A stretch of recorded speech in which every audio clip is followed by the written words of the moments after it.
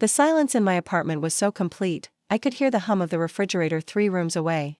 I sat cross-legged on my worn couch, a mug of now cold hot chocolate balanced on my knee, staring at the tiny artificial tree I'd set up on the coffee table. Its plastic branches drooped under the weight of ornaments I'd collected over years of Christmases that felt progressively lawnier. Outside my window, snow fell in thick curtains over Brooklyn, muffling the city into something almost peaceful. It was Christmas Eve, nearly midnight, and I was exactly where I'd been for the past 3 years, completely utterly alone. My phone sat face down on the cushion beside me, silent. I'd turned off notifications hours ago, unable to bear another cheerful family photo from college friends or another holiday party selfie from coworkers who'd stopped inviting me after I declined too many times. It wasn't that I didn't want a connection. I craved it with an ache that lived permanently in my chest. But after my parents died in that car accident 5 years ago, after my only sibling moved to Singapore for work, after my last relationship imploded when he admitted he couldn't handle my grief, I'd learned that being alone hurt less than being disappointed by people who promised to stay. So, I stayed home. I worked my data analysis job remotely, ordered groceries for delivery, and built a life so small and contained that nothing could touch me, nothing could hurt me. It was safe. It was suffocating. It was all I had. I raised the mug to my lips, grimacing at the cold sweetness when 3 sharp knocks echoed through my apartment. My heart stuttered. I wasn't expecting anyone. I never expected anyone. For a wild moment, I wondered if I'd imagined it. If loneliness had finally crossed the line into auditory hallucination. Then the knocking came again, more insistent this time and unmistakably real. I sat down the mug with shaking hands and crossed to the door, my bare feet silent on the hardwood. Through the peephole, I saw a man I didn't recognize, tall, broad-shouldered, wearing an expensive-looking black coat dusted with snow. His face was partially obscured by the angle, but I caught the sharp line of his jaw, the dark sweep of hair, and something about his posture that suggested coiled violence barely restrained. "Who is it?" I called through the door, my voice embarrassingly thin. "My name is Donato Testa." His voice was deep-accented. Italian, I thought, and carried the kind of authority that made you want to obey without understanding why. "I need to speak with you. It's about your neighbor, Mrs. Calabresi." Mrs. Calabresi, the older woman who lived 2 doors down, who always smiled at me in the hallway, who'd invited me to Christmas dinner 3 times, and accepted my polite refusals with grace. Concern spiked through my caution. "What about her? Is she okay? Please open the door." There was something in his tone, not quite pleading, but close. "I promise I mean you no harm, but we need to talk, and I'd rather not do it through 3 in of wood."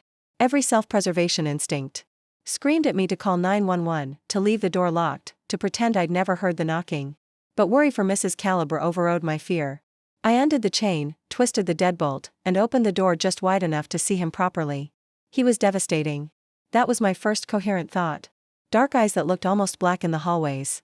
Dim lighting, sharp features that could have been carved from marble, and a presence that seemed to fill the entire corridor despite the fact that he stood perfectly still.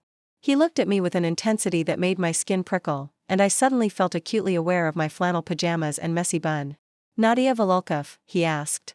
The fact that he knew my name should have terrified me. Instead, I just felt tired. "Yes, what's wrong with Mrs. Calabresi? May I come in? What I need to discuss is sensitive. Tell me about Mrs. Calabresi first." A slight smile curved his lips.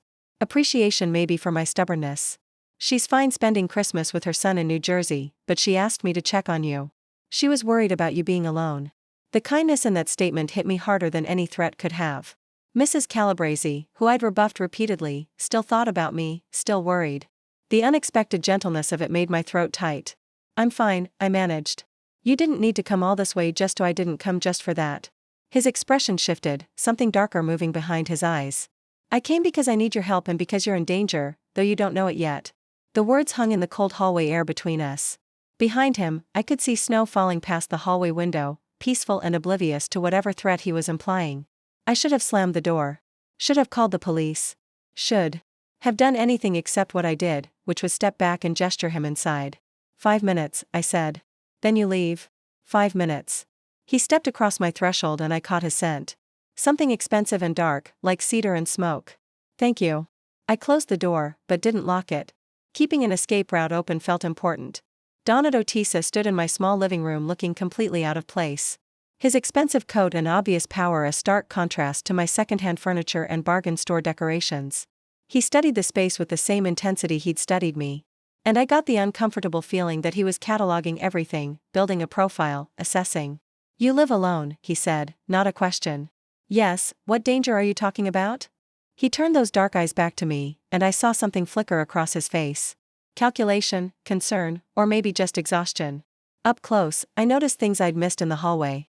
The faint scar along his left cheekbone, the silver threading through his dark hair at his temples, the way his hands stayed loose at his sides, but ready, like a fighter between rounds. "Do you know what I do for a living, Nadia?" "Should I?" "Most people in this neighborhood do. I run certain operations, businesses that exist in the spaces between legal and illegal. My family has controlled parts of Brooklyn for 3 generations." He said it calmly, matter-of-factly, like he was discussing the weather. The word people usually use is mafia, though I prefer to think of it as community protection. My mouth went dry. "You're telling me you're a mobster?" "I'm telling you I'm a man with enemies. And one of those enemies has decided to target me by going after people in this building. Mrs. Calibresi is under my protection. Her late husband worked for my father. But you?" He stepped closer and I fought the urge to back away. "You're vulnerable. You're alone. You're exactly the kind of person someone would use to send a message. I don't understand. I don't know you. I don't know anything about your world. Why would anyone target me? Because you live in this building. Because you're isolated. Because hurting innocent people is how men like my enemy operate." His jaw tightened. "His name is Victor Koff. He's been trying to take over my territory for the past 6 months. So far, I've blocked every move he's made. So, he's changing tactics. Going after civilians to make me look weak, to prove I can't protect my own neighborhood." I shook my head, trying to process. This is insane. This doesn't happen to people like me. It does more often than you'd think. He reached into his coat and I tensed, but he only pulled out his phone. He tapped the screen a few times, then held it out to me. "This photo was taken 4 hours ago outside this building." I looked at the screen. The image showed a black sedan parked across the street. And though the angle was wrong to see inside, something was menacing about the way it sat there. Engine running, exhaust visible in the cold. "That car has been there since 8 p.m., Donato continued. 3 men inside. They're watching the building. Specifically, they're watching the apartments of people who live alone. You, the college student on the 4th floor, the divorced accountant on 3. He pocketed the phone. "I have people watching them watching you, but that only works until they make a move. So, call the police." "The police can't help you. Not against Victor Klav. He owns half the precinct." Donato's expression softened slightly. "I know this is overwhelming. I know you have no reason to trust me, but Mrs. Calibresi trusts me. And she asked me to make sure you're safe. So, I'm here to offer you a choice." "What choice?" "You can stay here alone and hope that my people spot any threat before it reaches you." Or he paused, weighing his words. "You can come with me tonight to my home where I can guarantee your safety until this situation is resolved." I laughed, a sharp, disbelieving sound. "You want me to go home with a stranger who just admitted to being a criminal? That's your idea of safety?" "I want you to survive Christmas. Whatever you think of me, I keep my word. And I'm giving you my word that if you come with me, no one will touch you. You'll be a guest in my home with your own room, your own space, complete autonomy. All I'm asking is that you let me keep you alive." "For how long?" "A week, maybe 2, however long it takes to deal with Klav." He studied my face. "I know what you're thinking. That I'm the bigger threat than some hypothetical danger. That you'd rather take your chances alone than trust the devil you just met. But Nadia," he said my name like he'd been saying it for years. "I've been doing this a long time.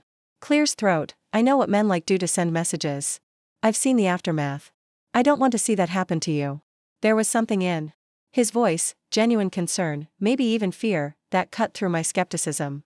This wasn't a performance. He actually believed I was in danger. And more than that, he seemed to care about preventing it. "Why?" I whispered. "Why do you care what happens to me?" For a moment, his controlled expression cracked, and I saw something raw underneath. "Because Mrs. Calibra asked me to check on you. Because you're an innocent in a war you didn't ask for, and because he stopped seeming to struggle with words because I'm tired of seeing good people hurt by evil men. Sometimes you get to prevent the hurt before it happens. This is one of those times." I looked at my apartment, my safe, small, suffocating space. I looked at this stranger with danger in his eyes and honor in his voice. I thought about spending another Christmas alone, waiting for a threat I couldn't see to materialize at my door. And I thought about what my mother used to say before the accident. Sometimes the scariest choice is the right one. "If clears throat, I say yes," I said slowly. "I need guarantees. I need to be able to leave if I want. I need to be able to contact people to prove I'm okay." "I need whatever you need," he interrupted. "Write the list. I'll meet every condition." Your safety and comfort are non-negotiable. And you promise this is temporary? That as soon as the threat is gone, I can come home. You have my word. And if you want additional insurance, I'll put it in writing. Signed, witnessed, legally binding. He pulled out his phone again. I can have my lawyer here in 20 minutes. The absurdity of it, a mafia boss offering legal contracts to protect me from himself, almost made me laugh again. But there was nothing funny about the way he looked at me, or the sick feeling in my stomach when I glanced at the window and wondered if someone really was watching. Okay, I heard myself say, okay, I'll go with you, but I need to pack some things first. Relief washed across his features, so profound it was almost startling. Of course, take whatever time you need. I'll wait here. I retreated to my bedroom with my heart hammering, wondering if I just made the best or worst decision of my life. I threw clothes into a duffel bag with shaking hands.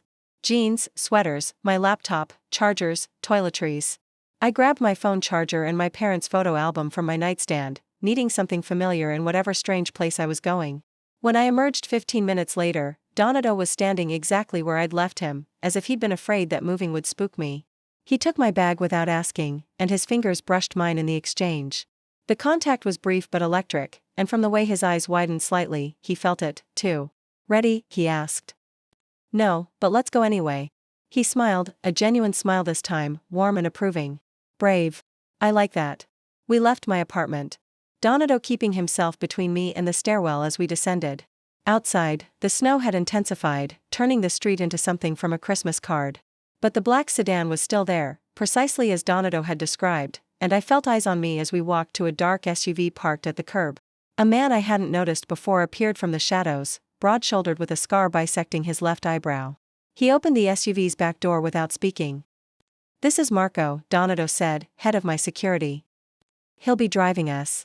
I slid into the back seat and Donato followed, positioning himself between me and the window. As Marco pulled into traffic, I caught one last glimpse of my building and the black sedan pulling away from the curb to follow us. They're following us, I said, trying to keep my voice steady. I know they'll lose interest once they realize where we're going. No one's stupid enough to follow me to my home. Donato's hand found mine in the darkness, squeezing gently. You're safe now, Nadia. I promise. His hand was warm, his grip reassuring, and against all logic, I believed him. I was in a car with a man I'd met 20 minutes ago, being driven to an unknown location. Running from danger, I couldn't see. It was insane. It was reckless. It was the most alive I'd felt in 5 years. Merry Christmas, I whispered. Not sure if I meant it as a joke or a prayer. Donato squeezed my hand again, his thumb tracing circles across my knuckles. Merry Christmas, Nadia. Welcome to my world. The drive took 40 minutes, carrying us out of my familiar Brooklyn neighborhood and into areas I'd only seen in magazine spreads about New York's wealthy elite. The buildings grew taller, the streets cleaner, the cars more expensive. Finally, Marco pulled up to a high-rise with a doorman and the kind of security that probably included DNA scanners. You live here? I asked, craning my neck to see the top floors. Top 3 floors, actually. The building is owned by one of my companies. I like having control over who comes and goes. Donato helped me out of the SUV, his hand steady on my elbow. Come on, let's get you somewhere warm. The lobby was all marble and modern art, and the doorman greeted Donato with respectful nods. We took a private elevator that required a key card to operate, and soft jazz played as we ascended. I watched the floor numbers climb, 30, 40, 50, until we finally stopped at 52. The doors opened directly into Donato's apartment. I stepped out and stopped, speechless. Floor-to-ceiling windows showcased Manhattan glittering in the distance, snow falling past the glass, as if we were inside a snow globe. The space was massive, open concept with a living area that could fit my entire apartment 3 times over. But despite its size, it felt warm. There were books on shelves, art that looked as if it had actually loved rather than just expensive, and little details that suggested someone really lived here rather than just occupying space. I couldn't find words. This is incredible. Thank you. I had it renovated a few years ago to actually feel like a home instead of a showroom. He set down my bag and shrugged out of his coat. Underneath, he wore a dark sweater that showed off shoulders that could probably break down doors. Can I get you something? Coffee? Tea? Something stronger? Tea would be good. I feel like I'm still processing all of this. Understandable. You've had quite a night. He moved toward an open kitchen that had appliances I'd only seen on cooking shows. Go ahead and look around. Get comfortable. This is your home for as long as you need it. I wandered through the space, drawn to the windows and their impossible view. The city stretched before me like a circuit board, all light and geometry. From up here, the danger Donato had described felt distant, almost unreal. But my reflection in the glass showed me the truth. I was shaking, adrenaline finally catching up with shock. Here. Donato appeared at my elbow with a mug of tea, steam rising in delicate curls. Chamomile, good for nerves. I gratefully accepted it, wrapping both hands around the warmth. I still don't understand why you're doing this. You could have just warned me or had someone watch my building. You didn't have to bring me here. No, I didn't have to. I chose to. He leaned against the window frame, studying me with that same intense focus from before. Can I tell you something? I feel like you're going to regardless. That earned a soft laugh. Fair. Here's the truth. I've been alone on Christmas for the past 8 years. My parents are dead. My siblings scattered. My work. It doesn't leave room for much else. I stopped celebrating years ago because it seemed pointless to mark joy I didn't feel. He took a breath. And then Mrs. Calabresi called me tonight. Worried about her neighbor who she thinks is too young to be as lonely as she is. She described you kind but closed off, wounded but still fighting. And I thought maybe keeping you safe could mean neither of us has to spend Christmas alone. The vulnerability in his admission made my chest ache. So this isn't just about protection. The protection is real. The danger is real. But no, it's not just about that. He met my eyes directly. I'm a selfish man, Nadia. I saw an opportunity to do something good while also giving myself a reason to feel human for a few days. If that makes me an opportunist, so be it. I should have been offended. Should have felt used. Instead, I just felt understood in a way I hadn't in years. I get it. I've been alone by choice for so long that it stopped feeling like a choice. It just became who I am. Who you've been, he corrected gently. Not who you have to be. We stood there in the window's reflection. Two lonely people finding unexpected companionship in the strangest circumstances. Outside, snow continued to fall. And somewhere in the city, men with bad intentions plotted violence. But in that moment, I felt something I hadn't felt in 5 years. Safe. Not just physically, but emotionally, like I'd found someone who understood the particular shade of loneliness I carried. Your room is this way, Donato said after a moment, gesturing down a hallway. Private bathroom? Your own space? I'm 3 doors down if you need anything. And Nadia? He waited until I looked at him. Thank you for trusting me. I know it wasn't easy. Thank you for caring, even if it is selfish. I smiled, surprising myself. Merry Christmas, Donato. Merry Christmas. He said it as he meant it this time, like maybe the holiday wasn't completely meaningless after all. My room was beautiful, decorated in soft grays and creams, with a bed that looked like a cloud and windows showcasing that impossible view. I set down my tea and collapsed onto the mattress, my mind spinning with everything that had happened. 4 hours ago, I'd been alone in my apartment, resigned to another isolated Christmas. Now, I was in a penthouse with a mafia boss who'd somehow made me feel safer than I'd felt in years. It was insane. It was impossible. And lying there in the darkness with the city glowing beyond my windows, I couldn't shake the feeling that everything was about to change. I woke to winter sunlight streaming through unfamiliar windows and the scent of coffee drifting from somewhere deeper in the apartment. For a moment, I couldn't place where I was. The bed was too comfortable, the sheets too soft, the silence too complete. Then memory flooded back. Donato, the threat, the midnight drive through snow to this penthouse refuge. I grabbed my phone from the nightstand and saw it was nearly 10 a.m. later than I'd slept in years. There were messages from my brother in Singapore wishing me Merry Christmas and a missed call from Mrs. Calabresi. I made a mental note to call her back, then pulled on jeans and a sweater before venturing out. The living room was empty, but voices drifted from the kitchen. I followed them to find Donato at the stove cooking something that smelled incredible while Marco sat at the counter reading a newspaper. They both looked up when I entered. Good morning, Donato said, smiling. He looked different in daylight, less intimidating, more human. He wore dark jeans and a simple black t-shirt that showed off arms I definitely shouldn't have been noticing. Coffee, please. And that smells amazing. Italian sausage frittata. My mother's recipe.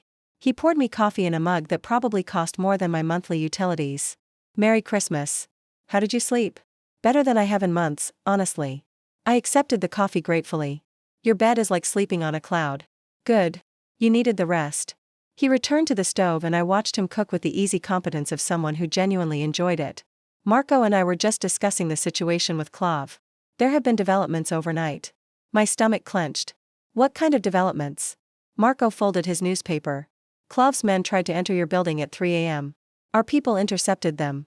There was a confrontation. Is anyone hurt? Not our people. 2 of Clav's men are in the hospital with injuries they'll have trouble explaining. Marco's expression was neutral, but something in his voice suggested he'd been personally involved in those injuries. Message was sent, but it means Clav knows we're protecting you specifically, which makes things more complicated, Donato added, plating food with professional precision. He'll see you as valuable now, either as leverage or as a way to provoke me. So, we'll need to be extra careful. He set a plate in front of me, and despite my anxiety, my mouth watered. The frittata was perfect. Fluffy eggs studded with sausage and vegetables topped with cheese that melted in my mouth. I'd been living on frozen dinners for so long that real food felt almost decadent. This is incredible, I said around a bite. Cooking is meditation for me. When everything else is chaos, the kitchen makes sense. He poured himself more coffee. So, here's what I'm thinking. You stay here for the next few days while we handle Clav. You'll be safe wherever you go. But mostly, I'd prefer you stay where I know you're safe. After New Year's, this should be resolved one way or another. What does resolved mean in your world? It means Koff either backs off or Donato paused, weighing his words, or he becomes someone else's problem permanently. The casual way he discussed violence should have terrified me. Instead, I just felt grimly grateful that his capacity for violence was currently pointed away from me. And you're sure I'll be safe here? This building has better security than most government facilities. Bulletproof windows, reinforced walls, panic rooms on every floor. Plus, Marco and 6 other men are on rotation specifically to protect you.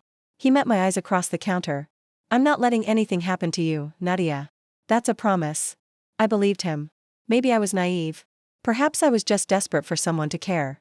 But I believed him completely. Okay, then I'll stay. But I need to work. I have deadlines and video calls.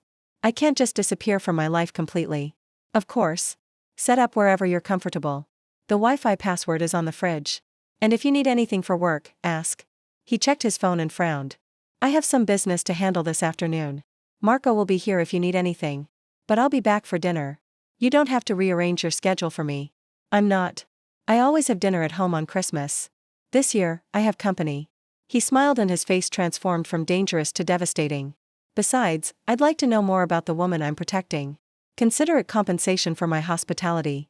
I'm not that interesting. I doubt that very much. He stood, grabbing his phone and a jacket from the back of his chair. Make yourself at home, Nadia. Really, everything here is yours to use.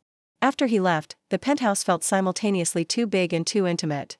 I set up my laptop at the dining table and tried to focus on work. But my mind kept drifting to Donato. The way he moved, the surprising gentleness in his hands when he cooked, the raw honesty when he'd admitted to being lonely. He was nothing like what I'd expected from a mafia boss. He was complicated, careful, and carrying wounds I recognized because they looked a lot like my own. I worked through lunch, losing myself in spreadsheets and analysis reports. Marco checked on me periodically, bringing fresh coffee without being asked, and his quiet presence was oddly comforting. By the time my video call with my Singapore-based team ended, it was nearly 5 p.m. and the winter sun was already setting, painting the sky in shades of amber and rose. That was your brother, Marco said from the kitchen. It wasn't a question. I spun around, startled. How did you smile differently when you talked to family? Softer. He was preparing something at the counter. Vegetables from the looks of it. Donato asked me to start dinner. He's running late, but should be here soon. You cook, too? Everyone in Donato's inner circle has multiple skills. Keeps us valuable. He said it matter-of-factly, as if being a bodyguard/chef were utterly normal. You should call your grandmother back, Mrs. Calabresi. She's been worried. So, I called her, settling into the couch with my phone. Mrs. Calabresi answered on the second ring, her warm voice immediately soothing. Nadia, oh, thank goodness. I've been so worried about you. I'm fine, Mrs. Calabresi. I'm actually staying with Donato Ta for a few days. He said you asked him to check on me. I did. I know you don't like to talk about it, dear, but I've been watching you grow sadder and lonelier over the past few years. When Donato mentioned some trouble in the neighborhood, I thought maybe you both needed someone. He's a good man, whatever you might have heard. He's been very kind, I admitted, though I'm still processing the fact that he's a man trying to be better than his circumstances. Mrs. Calibra interrupted gently. Yes, he is. His father was cruel, but Donato is different. He protects people, takes care of the neighborhood. I trust him with my life, Nadia.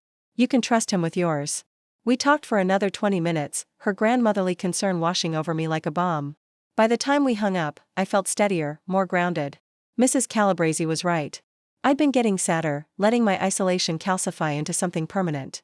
Maybe this bizarre situation was an opportunity to break that pattern. The front door opened and Donato entered, carrying shopping bags and looking tired. Sorry I'm late. Everything took longer than expected. Everything okay? I asked.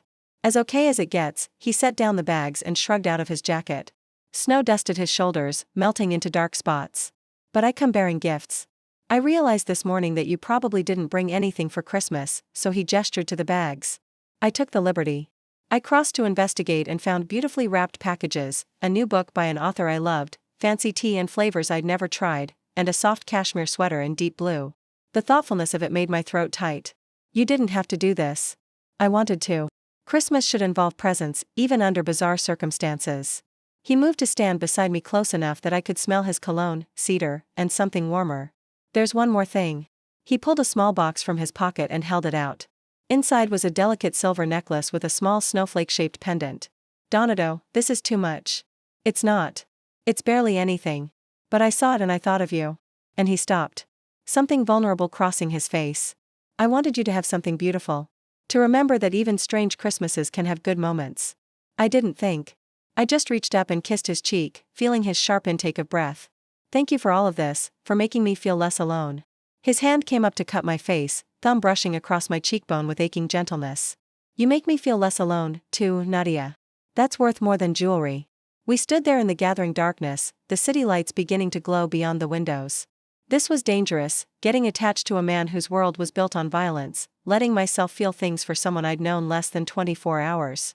But his eyes held mine with such open want, such careful hope that I couldn't bring myself to step away. Dinner's ready, Marco called from the kitchen, breaking the spell. Donato's hand dropped, but his eyes stayed on mine. We should eat. And then maybe you can tell me your story if you want. What makes you think I have a story? Everyone has a story, especially people who choose loneliness as carefully as you have. He gestured toward the dining table. Come on, let's share ours over good food and decent wine. It's Christmas after all. Dinner was lamb and roasted vegetables prepared with the same care Donato had shown that morning.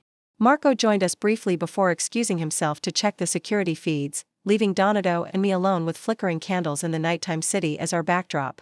So, Donato said, pouring wine, tell me about Nadia Volkov, who you were before you decided to disappear. I took a steadying breath. My parents died 5 years ago. Car accident. My brother had just moved overseas for work. And suddenly, I was completely alone for the first time in my life. I didn't handle it well. Grief isn't something you handle well. You survive it. I survived it by cutting everyone else out. My friends tried it first, but I kept declining invitations and canceling plans until they stopped trying. Then my boyfriend left because he said loving me was like loving a ghost. He wasn't wrong. I took a long sip of wine. And I just stayed alone. It felt safer than risking more loss. Donato nodded slowly. I understand that. When my father died, I inherited everything. His business, his responsibilities, his enemies. It didn't leave room for personal connections. Anyone I let close became a liability, a weakness someone could exploit. So, I stopped letting people close. Do you regret it? Every day. But regret doesn't change the circumstances. He refilled our glasses. Though recently, I've been wondering if safety is worth the cost of perpetual loneliness. And what conclusion did you reach that maybe the right person makes the risk worthwhile? His eyes met mine with unmistakable intent. Maybe some connections are worth protecting instead of avoiding. My heart hammered. Donato, I know, too fast, too intense, completely inappropriate given the situation. He set down his wine glass. But I'm tired of pretending. Nadia, you walked into my life less than a day ago. And somehow you've made me feel more human than I've felt in years. That's nothing that's worth acknowledging. I feel it, too, I admitted quietly. And it terrifies me. I don't know how to trust this, how to trust you, how to trust myself not to ruin it by running away when things get difficult. Then don't run. Stay. See what happens when two lonely people stop choosing safety over connection. He reached across the table and took my hand. I can't promise easy, Nadia. My world is complicated and dangerous, but I can promise honestly. I can promise that whatever this is between us, I'll protect it as fiercely as I protect you. I looked at our joined hands, his large and scarred, mine small and trembling. Everything logical said this was a terrible idea. But sitting there with Donato with the city glowing beyond the windows and his dark eyes full of careful hope, I couldn't remember why safety had ever seemed more important than this. Okay, I whispered. I'll stay.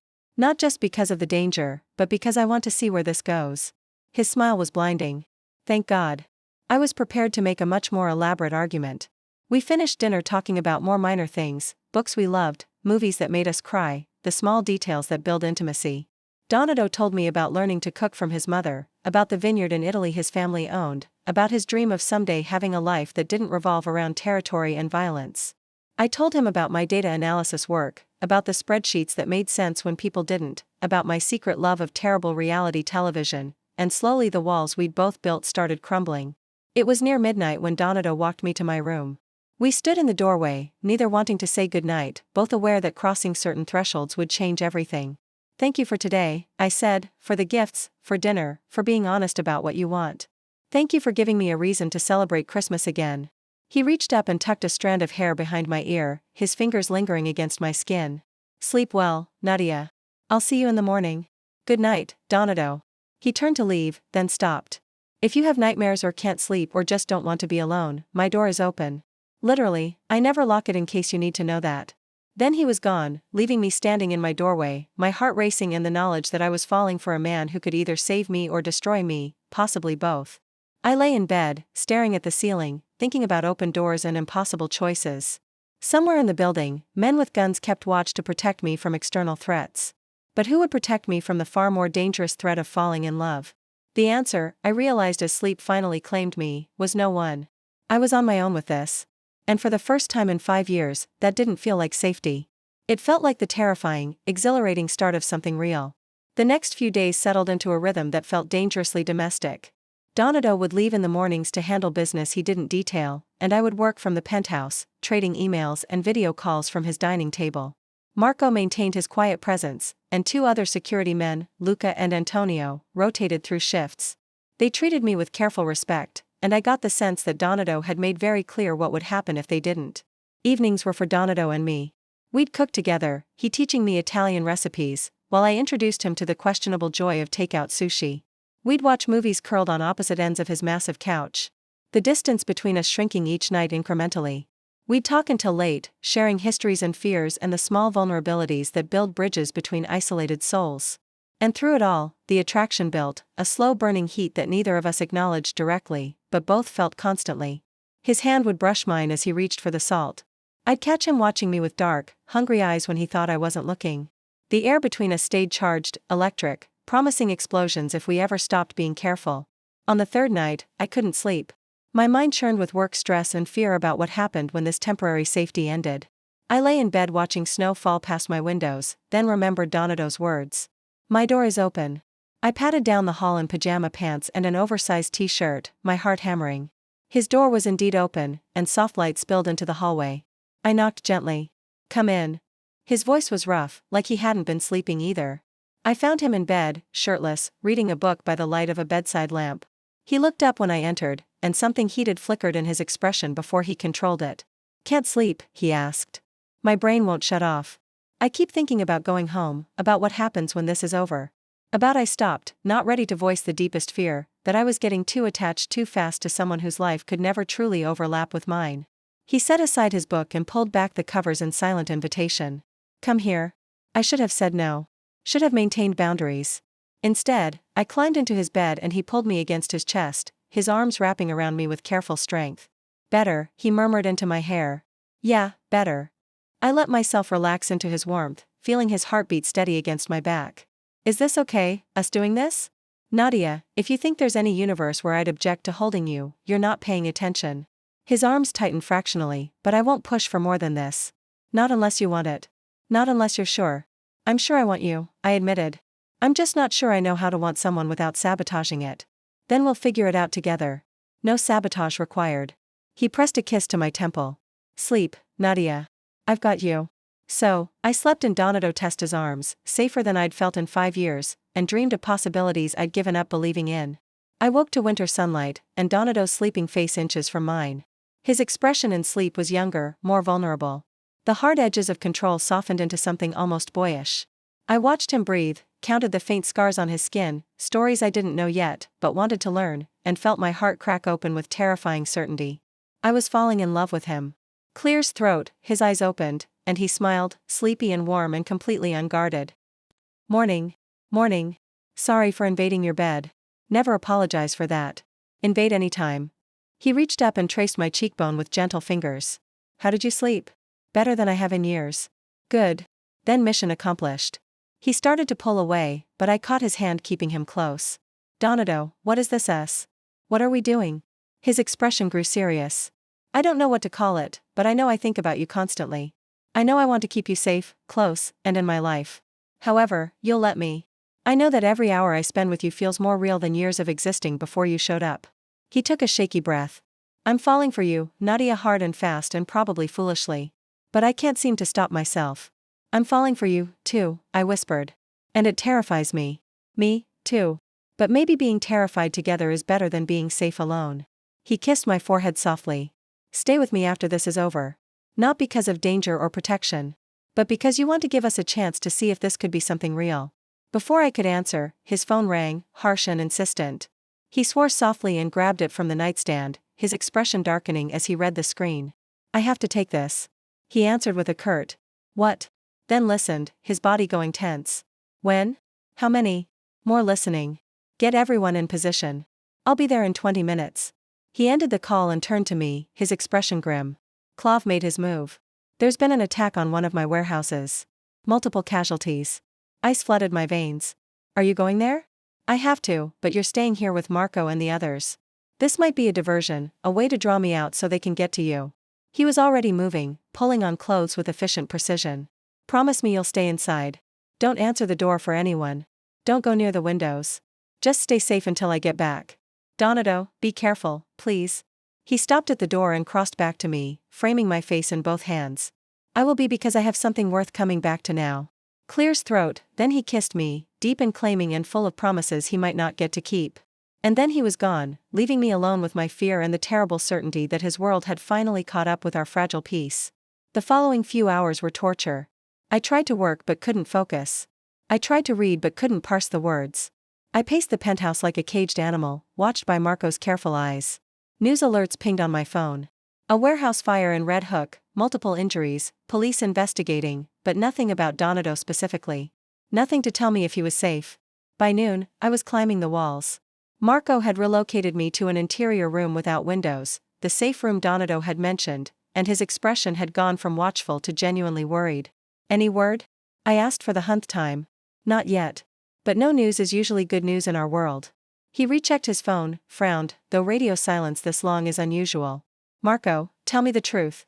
How dangerous is this? He studied me for a long moment, clearly weighing honesty against reassurance. Very. Koff isn't playing games anymore. This is open war, and Donato is his primary target. The words confirmed my worst fears. We should do something. Go there. Help somehow. We should stay exactly where we are and follow Donato's orders. He'd never forgive me if something happened to you because I abandoned my post. Marco's expression softened. He cares about you, Nadia, more than he's cared about anyone in years. That makes you worth protecting. I care about him, too. Which is why sitting here doing nothing while he's in danger feels impossible. Marco's phone rang. He answered immediately, listened, then visibly relaxed. Understood. We'll be ready. He hung up and turned to me with something like relief. Donato's okay. He's on his way back, but we're moving you somewhere else. He no longer trusts this location. Claude has connections we didn't account for. Moving where? Somewhere even more secure. Donato will explain when he gets here. 20 minutes later, the elevator doors opened and Donato strode in. He was disheveled, his shirt torn, blood on his knuckles, but whole and alive, and my heart nearly burst with relief. I ran to him without thinking, and he caught me, holding me tight. I'm okay, he murmured into my hair. I'm okay, Nadia. You're bleeding. Not my blood. He pulled back enough to look at me. His dark eyes intense. But we need to move now. Claude has people in this building. Doorkeepers, maintenance, people I thought I could trust. It's not safe here anymore. Where are we going? My family's estate in Westchester. It's a fortress. Actual walls, armed guards, the works. We'll be safe there while I finish this. He cupped my face. I know this isn't what you signed up for. If you want out, I'll arrange for you to disappear. New identity, new city, everything you need to start fresh and safe. Is that what you want? For me to disappear? God, no. But I want you alive more than I want you close. So, the choice is yours, Nadia. Come with me deeper into my world or let me protect you from a distance. I thought about my apartment, my quiet life, the safety I'd built by letting no one in. I thought about the past few days with Donato, the laughter, fear, vulnerability, and heat. I thought about falling asleep in his arms and waking up to his smile and the way he looked at me like I was the answer to questions he'd been asking his whole life. I'm staying with you, I said firmly. Wherever you go, however dangerous it is. I'm not running, Donato. Not anymore. His relief was palpable. Then let's go. We'll talk more when we're safe. We took a different elevator to an underground garage I hadn't known existed. 3 SUVs waited, engines running, armed men stationed at every entrance. Donato kept me close as we moved, his body positioned to shield me from threats I couldn't see. We drove for over an hour, leaving the city behind and entering the snow-covered countryside. The estate appeared gradually, first walls, then gates, then a sprawling house that looked like it had been transported from Italy. Guards waved us through multiple checkpoints, and I counted at least a dozen armed men patrolling the grounds. This is your family home? I asked as we pulled up to the main house. For 3 generations. My grandfather built it when he immigrated. Designed it to withstand sieges. Paranoid maybe, but effective. Donato helped me out of the SUV. Come on, I'll show you around once we're inside. The house was beautiful. Old-world craftsmanship mixed with modern security. Donato led me through marble hallways to a bedroom suite that was somehow both luxurious and comfortable. This is your room. Mine is next door. Connected through that door. He gestured. I'm going to shower and change. Then we need to talk about Clav, about us, about what happens next. Donato. I caught his hand. I meant what I said. I'm not running. Whatever comes, we face it together. He pulled me close and kissed me, desperate and searching like he needed to confirm I was really there, really staying. When we finally broke apart, we were both breathing hard. I'm going to end this, he said roughly. Koslov, the threat, all of it. And then I'm going to spend however long you'll let me proving you made the right choice staying. I already know I did. He kissed me again, softer this time, then forced himself to step back. Shower, talk, and then we plan how to finish this war. While Donato was gone, I explored the suite and tried to calm my racing heart. Everything was happening so fast. The danger, the relocation, these impossible feelings for a man I'd known less than a week. But nothing about this situation followed normal timelines. When you met someone in the midst of chaos, when survival and emotion twined together, connections formed at supernatural speed. A knock on my door made me jump. Come in. Marco entered, looking more relaxed now that we were behind the estate's defenses. Donato wanted you to have this. He held out a phone. Sleek, expensive, clearly new. Secure line. Only his inner circle has the number. Use it to call anyone you need to reassure you're okay. Thank you. I took the phone then asked the question that had been nagging me. Marco, be honest. What are Donato's chances of winning this war with Koff better than most? Donato is strategic whereas Koff is impulsive, patient where Koff is rash, but war is unpredictable and Klav has resources we're still discovering. He met my eyes steadily. But I've been with Donato for 10 years. I've never seen him as focused as he is now. Having something worth protecting makes him more dangerous, not less. You mean me? I mean you. He's fighting for his life. Yes. But more than that, he's fighting for a future with you in it. That changes everything. After Marco left, I called my brother to let him know I was safe. I texted Mrs. Calabresi. I sent a carefully worded email to my boss explaining a family emergency that would keep me out of the office another week. Everyday tasks, building a bridge between this surreal situation and my regular life. Donato returned an hour later, showered and changed, looking more like himself. He settled on the couch near the window, and I joined him, curling into his side like it was the most natural thing in the world. So I said, what's the plan? The plan is to make Koff an offer he can't refuse. Territory he's been wanting in exchange for leaving my neighborhood alone. He accepts and we all walk away alive. He refuses. Donato's jaw tightened. Then this ends another way. You mean you kill him? I mean, I do what's necessary to protect the people I'm responsible for, including you. He took my hand, threading our fingers together. I know this isn't the life you wanted. I know getting involved with me means accepting violence and danger as constants. If that's too much, I understand. Stop giving me outs, I said firmly. I'm staying, Donato, through the scary parts and whatever comes after. You don't get to protect me from yourself. I'm trying to be noble. Be honest instead. Tell me what you want. He turned to face me fully, his dark eyes burning with intensity. I want you in my life. Not just during this crisis, but after. I want to wake up next to you, cook you breakfast, and introduce you to my world beyond the violence. I want to learn every detail of who you are and let you do the same with me. He stopped, seeming to struggle with words. I want to build something real with you, Nadia. Something that lasts. My heart felt too large for my chest. I want that, too. All of it. Even though I'm a criminal, even though people might always judge you for being with me. Even though I spent 5 years choosing safety over connection, Clear's throat, it made me lonely and small. You make me feel alive again. That's worth the complications. He kissed me then, slow and deep and full of promise. When we finally pulled apart, his forehead rested against mine, both of us breathing hard. When this is over, he murmured. I'm taking you to Italy, the vineyard I told you about.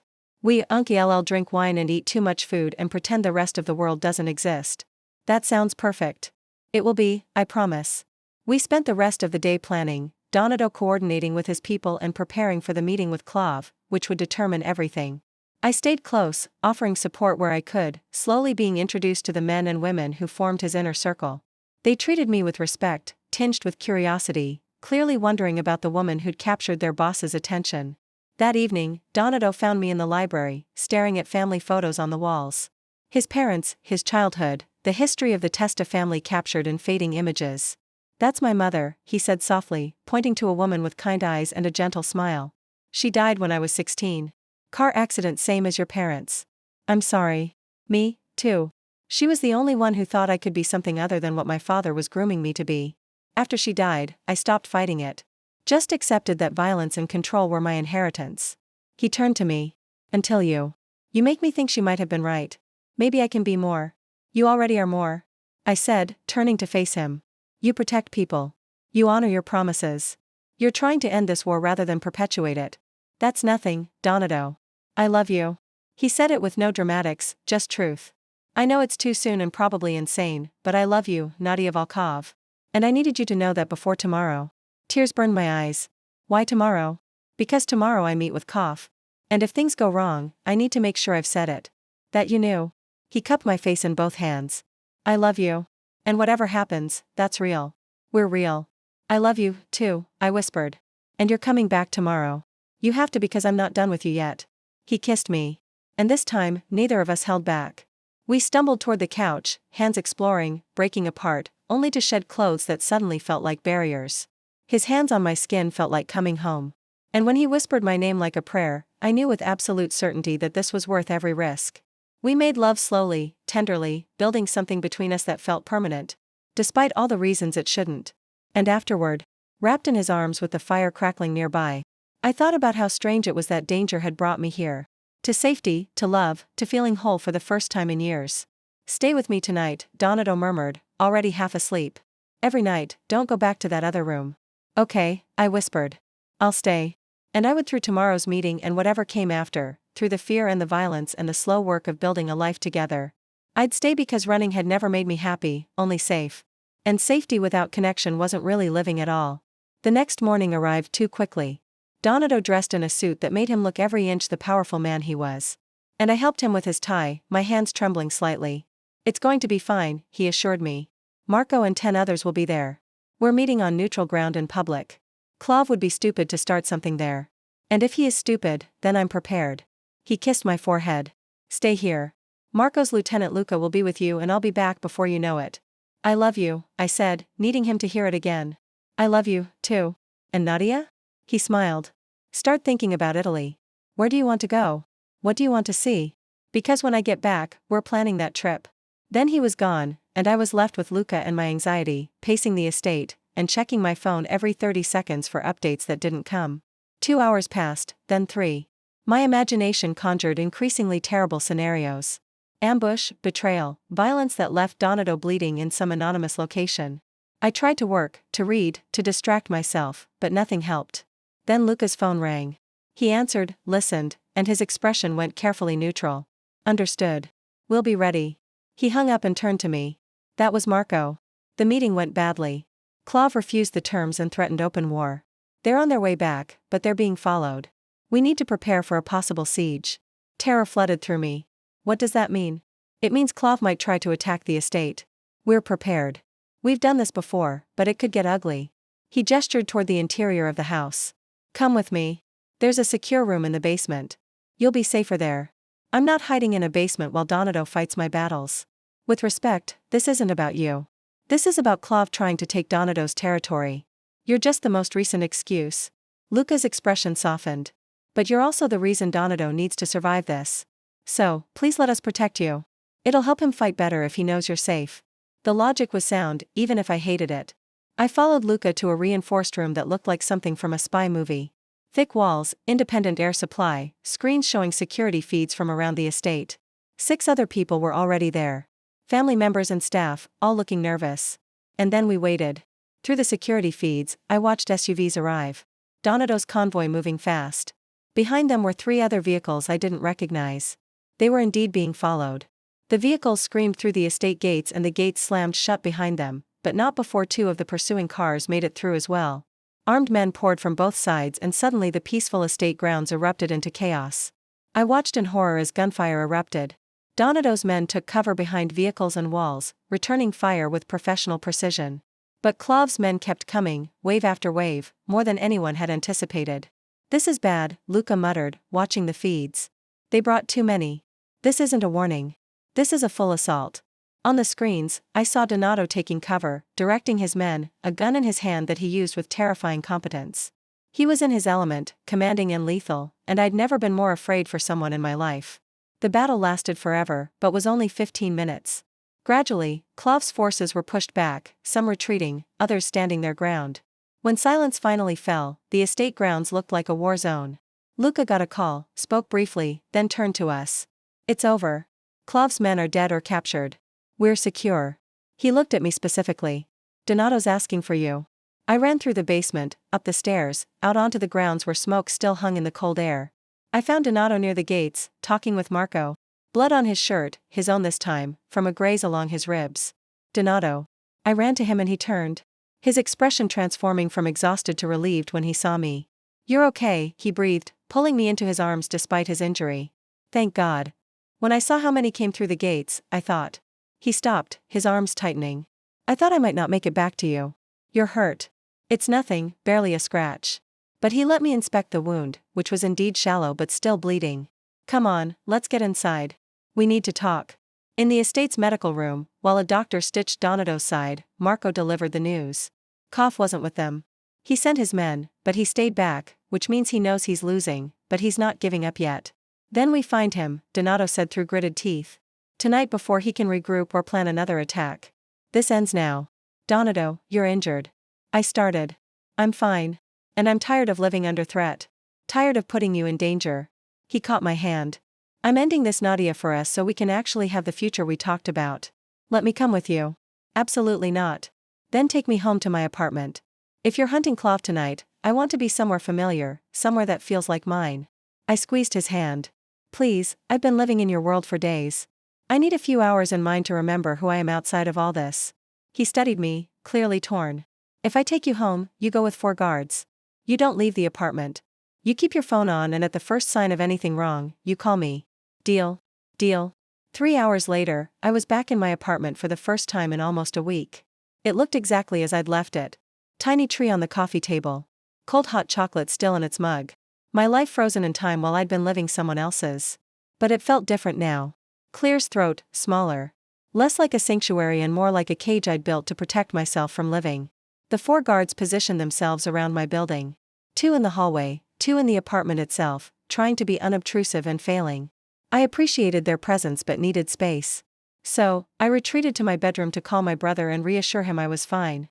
We talked for an hour about nothing important, his work, his girlfriend, the weather in Singapore. Everyday sibling conversation that grounded me, reminded me that life existed beyond danger and mafia wars. When we hung up, I felt more like myself than I had in days. I was making tea in my kitchen when I heard a sound from the living room. A thump, like something heavy falling. I froze, listening. One of the guards should have called out to reassure me that everything was fine, but there was only silence. Heart hammering, I grabbed my phone and moved toward the doorway. The living room was dark. Someone had turned off the lights, and I could see shapes moving in the shadows. 3 figures, too many to be my guards.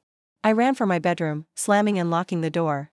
My fingers shook as I pulled up Donato's number, but before I could press call, the bedroom door exploded inward. A man I didn't recognize grabbed me, his hand covering my mouth before I could scream. "Quiet," he hissed in accented English. "You come with us. No trouble. Maybe you live." 2 other men secured my hands behind my back with zip ties that cut into my wrists. They dragged me out of my apartment, past the 2 guards who lay unconscious, or worse, in my hallway. I tried to fight to make noise, but one of the men pressed something sharp against my ribs. "Quiet or I use this. Understand?" I nodded, terror making me compliant. They pulled me down the back stairs and out into the alley behind my building. A van waited, its side door open. They shoved me inside and I landed hard on the metal floor. The door slammed shut, plunging me into darkness. The van started moving and I felt hands securing my ankles. Then something rough being pulled over my head. A hood blocking out what little light leaked through the van's windows. I tried to slow my breathing to think clearly through the panic. Donato would know something was wrong when his guards didn't check in. He'd come for me. I just had to survive long enough for him to find me. The drive lasted 20 minutes, though terror distorted time. When the van finally stopped and the door opened, rough hands dragged me out. I could hear water. We were near the docks, I thought, based on the smell and the sound of boats creaking against their moorings. Inside, someone ordered, and I was pushed forward, stumbling over uneven ground. A door opened, then closed behind me. The hood was ripped off, and I blinked in sudden fluorescent light. I was in a warehouse, empty except for a few chairs and a table. And sitting at the table, looking pleased with himself, was a man I instinctively knew was Victor Clav. He was older than I expected, maybe 60. With silver hair and the kind of face that might have been handsome before cruelty reshaped it. Nadia Volov, he said in heavily accented English. I've heard much about you, the woman who tamed Donato Testa. Very impressive. He stood and circled me slowly. I'm told he loves you. That he'd do anything to keep you safe. Is this true? I said nothing, knowing anything I said could be used against Donato. Clav smiled, silent. Also impressive.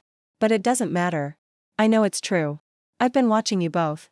The way he looks at you, the way he'd risk his own empire to protect you. This is weakness, and I exploit weakness. Donato will kill you for this, I said, finding my voice. You know that this won't end the way you think. Perhaps, but first, he'll try to save you, and that's when he'll be vulnerable. Clav pulled out his phone. I'm going to call him now. Going to tell him exactly where you are and exactly what he needs to do to get you back. And because he loves you, he'll do it. He'll walk into my trap alone. And I'll finally eliminate the last obstacle to controlling this entire city. He's not stupid enough to fall for that. Love makes everyone stupid. Dear girl, you of all people should understand that. He pressed a number and lifted the phone to his ear. Let's find out just how stupid it makes Donato ta. I watched helplessly as Koff delivered his ultimatum to whoever answered. Probably Marco. He gave an address, set terms, and threatened violence if they weren't followed exactly. When he hung up, he was smiling. 1 hour he'll come alone or I'll kill you. And when he arrives, I kill you both. Simple, elegant, effective. He gestured to his men. Put her in the chair. Make sure she's secure. I want Tessa to see her when he walks in. Want him distracted by the threat to her. It'll make killing him easier. They secured me to a metal chair with additional zip ties, positioning me facing the door. My wrists throbbed and fear made my stomach churn. But underneath the terror, anger burned. I refused to be the damsel whose endangerment got Donato killed. If this was a trap, I needed to find a way to warn him, to disrupt Clav's plan. The warehouse had high windows I couldn't reach. One door I could see, and probably others I couldn't from my position. Clav's men numbered 6 that I'd counted, all armed. The odds were terrible. But Donato wouldn't come alone. No matter what Clav had demanded, he'd have a plan, backup, something. I just had to trust him and stay alive long enough for that plan to work. Time crawled past. Clav sat at his table, cleaning his gun with methodical precision. His men smoked and talked in Russian, clear as throat, occasionally glancing at me like I was a prize they'd won. I tested the zip ties surreptitiously, but they were tight, cutting into my skin when I pulled. Then I heard it, the distant sound of an engine. Clav stood, his men moving to positions around the warehouse. The trap was set, and Donato was walking right into it. The warehouse door opened, and my heart stopped. Donato stood there alone, clear as throat, his hands raised to show he was unarmed. His eyes found mine immediately, and I saw relief and fury war across his features. Let her go, he said, his voice deadly calm. Your fight is with me, Clav. She's innocent. No one who loves you is innocent, Clav replied. She's complicit in your empire simply by choosing you. And now she'll watch you die before joining you. You won't kill me. Not yet. You need information. Accounts, contacts, territory details. That's why you wanted me alive. Donato took a step forward. So here's my offer. Let her walk out of here unharmed and I'll tell you everything. Cooperate completely. Give you everything you need to take over my operation. Donato, no. I tried to stand, but the chair was bolted to the floor. Don't do this. Quiet, Nadia. He didn't look at me, his eyes locked on Koslov. You already won. You destroyed my warehouse, killed my men, and captured the woman I love. I'm done fighting. Just let her go. Clav studied him suspiciously. Why should I trust this? Because I'm tired. Because I spent 10 years building an empire I never wanted, and I'm ready to walk away from it. Because loving her made me realize there are things more important than power. Donato's voice roughened. Please let her go. I'll give you everything. I watched in horror as Koff considered. This was wrong. Donato would never surrender like this, which meant it was a performance, a distraction, part of some plan I couldn't see yet. I needed to play along, to help however I could. If you let me go, I said, making my voice shake. I'll convince him to cooperate. I'll make sure he tells you everything.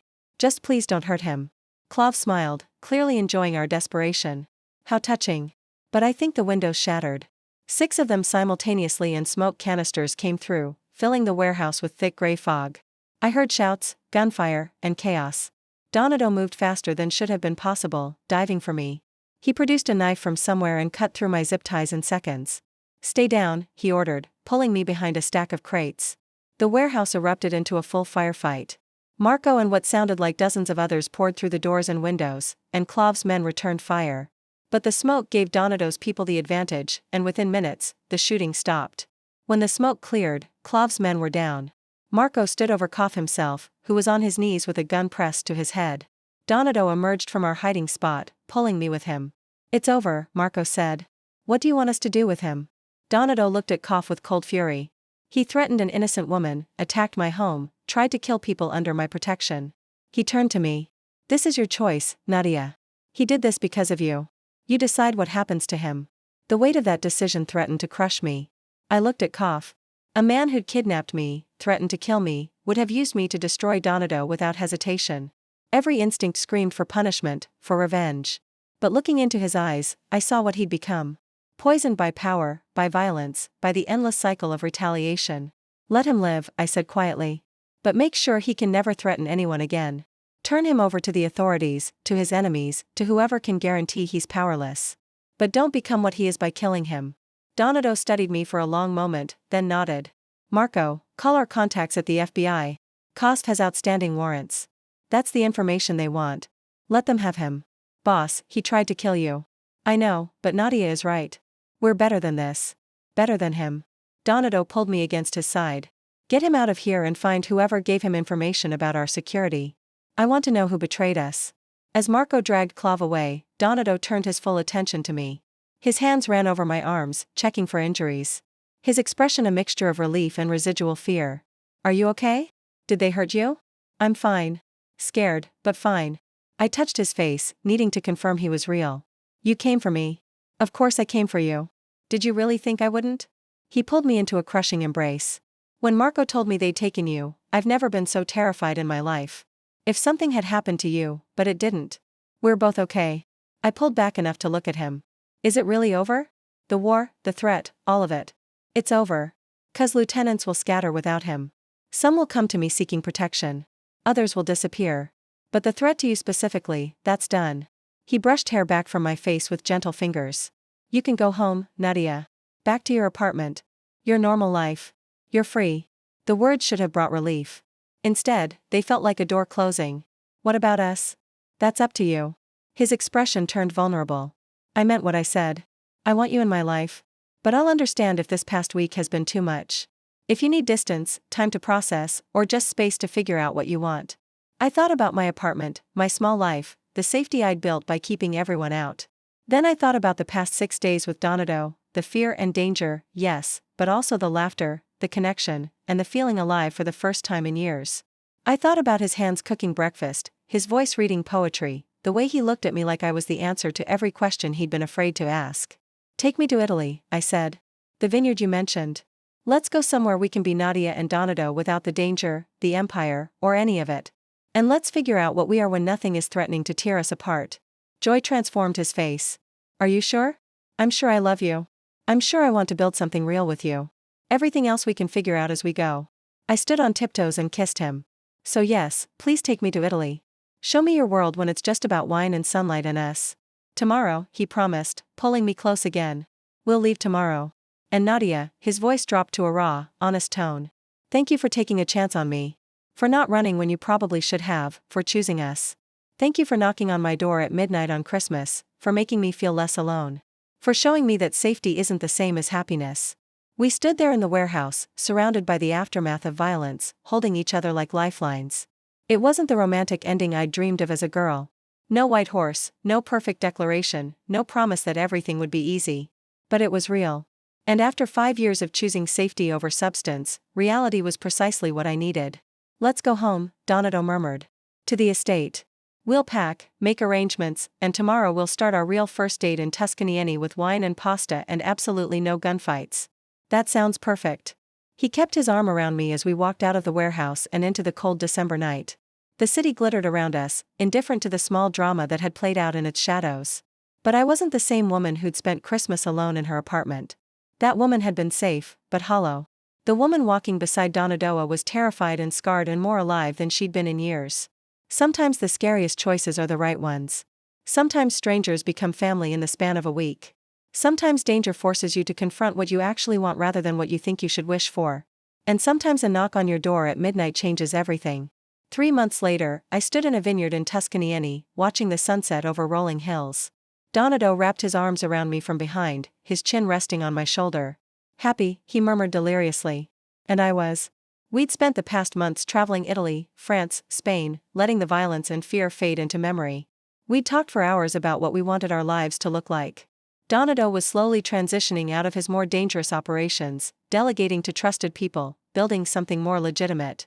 And I was learning that my remote work could be done from anywhere, that I didn't need to hide in my apartment to feel safe. We'd bought a small house near the vineyard, our refuge. Donato called it. The place we'd come when his world got too intense or when I needed reminding that safety and connection could coexist. "I love you," I said, turning in his arms. "I know I say it constantly, but I need you to know. I love you, too. Every day more than the last." He kissed me softly. "Thank you for saying yes that night, for trusting me when you had every reason not to. Thank you for knocking, for being stubborn enough to make me choose living over hiding." I kissed him back. Best Christmas gift I've ever received, a mobster with a heart of gold appearing on my doorstep. He laughed, the sound warm and free. Best gift I ever received, a brave woman who saw past the danger to the person underneath. We stood there as the sun painted the sky in shades of gold and rose. Two lonely people who'd found each other in the most unlikely way and built something lasting from the ashes of our solitary lives. It wasn't perfect. We still had his world to navigate, my trauma to heal, and the constant work of building trust and intimacy, but it was real, and that made it worth everything. I'd spent 5 Christmases alone, building walls to protect myself from pain. Then Donato Testa knocked on my door at midnight and showed me that the only thing more painful than loss was never letting anyone close enough to lose. That safety without connection wasn't actually living. That sometimes the most dangerous choice, opening your heart, despite every reason not to, was also the most necessary. And standing there in that Tuscan vineyard with the man I loved, I knew with absolute certainty that I'd make the same choice again, every time forever. Because some knocks on your door change everything. And sometimes the person on the other side is exactly who you've been waiting for, even if you didn't know you were waiting at all.